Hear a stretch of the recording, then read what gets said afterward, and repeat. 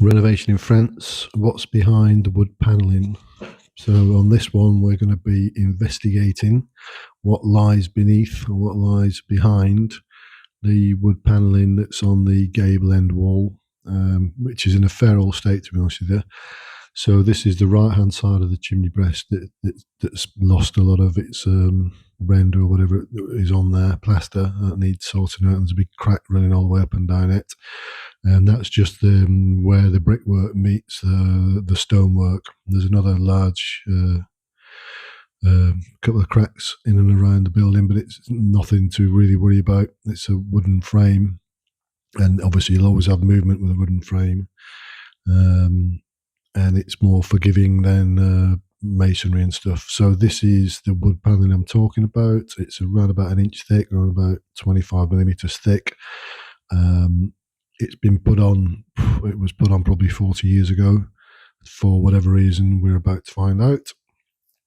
And it's a question of just getting the jemmy bar to it and trying to get it eased off and see what the normally you've got some sort of wooden uprights holding it.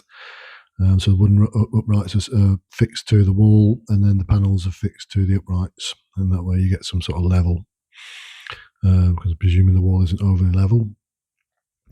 Because this is a tongue and grooved panelling, it's moving, but it's not wanting to give too much. So it's a question of getting the jigsaw, the trusty jigsaw, onto it and cutting down the joins, just to make it slightly easier to get each section out. It's going to be a useful material, this, to keep. Obviously, it won't be reused on this wall, and the reason it's being removed anyway is because the wood burner is going to be sitting against, or not directly against, but it's going to be sitting in that area of the room, and you can't have anything that's combustible behind it. Certainly within a distance of something like 45 or 60 centimeters. So I think it's better if I remove all this, and then you've got I'll be able to have a distance of something like 35 centimeters between the wall, which is stonework and cob, and be able to have the fire burning without fear that it's going to catch fire in the future. So that was the idea behind this. Plus, it was ugly anyway, so pretty awful looking board. You could have painted over it, or you could have wallpapered it or whatever, but I prefer to utilize it in a slightly different way. So there are holes in the barn areas, in the upstairs, sort of the first floor areas of the barns, where there's been holes in the roof for X amount of time, and the floor has rotted away in sections.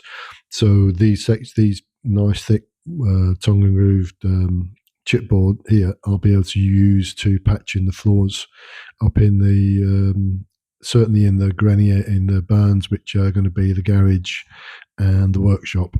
Obviously, the studio will have a sort of cleaner feel to it. But this is perfect. So again, it's reusing materials that have been taken from one part of the building, and you're not just chucking them away, but to utilising the product that's there and giving it a second life. So there's always something you can use in and around the property, and this is what I'm going to be doing here. So very, very pleased to be finally getting this wall down, this panelled wall down, and you've got some decent uprights as well, which again they'll be used. I'm thinking of making like a storage area, storage seat just beneath the right hand side window, and with that I could make a frame for that, and obviously it would have a hinged lid, and you put some cushions on that. So that's again giving me a bit of extra storage. So the timbers the uprights on here, or the supports for the paneling rather, they can be used to create a frame. So again, it's just working out what needs doing in the house, what materials I've got, and then trying to work as much as possible with the stuff that I've got, Obviously, you're always going to have to buy bits and pieces in, but probably 90% of what has been taken down from here has been reused. So I've reused the oak beams to create other sections of oak in the kitchen, and just sort of moving around the house and rejigging the area wherever possible. So that's that. There's going to be obviously sorting out the electrics, because obviously the electric cables there now are showing, so that they would have to be hidden in some way. But that, again, that's not too much of a problem. But they can start to see the walls in a fair old state. It's got obviously had a lime over the top of it, and then that's sitting over the cob, which is sitting over the stonework, and it's deteriorated quite badly, which is obviously why the people decided the quickest and easiest option was to put that horrible panel in over the top of it and to paint it in an awful sort of. This is Roger. This is the ancient. This is the former mayor of the town. He's coming in to give me his advice, what I should be doing. I'm telling him I'm going to be putting the wood burner there, and he's suggesting that we could redo the rails and the uprights and put in plasterboard, but I'm not overly keen on doing that anyway. There's Roger. Right, so this isn't the exact position for the wood burner, but it's more than likely going to be in and around that vicinity, which means that obviously it still needs to be connected up to the two ways of doing it. You can either punch a hole straight out from the rear of the wood burner there. I don't see the point of that when there's already a chimney breast there, which can accommodate it, and the chimney breast is lined. I find it's better for me if I run it in to run the flue into the existing chimney breast. So this is I've got two sections of 1 meter pipe connecting it into the chimney breast. One of those sections is going to get cut down ever so slightly, so that it will move slightly to the right hand side, so it'll be almost dead centre to the house. Anyway, this is the wall, like I say, which is going to need a bit of tender loving care to it to get it sorted out.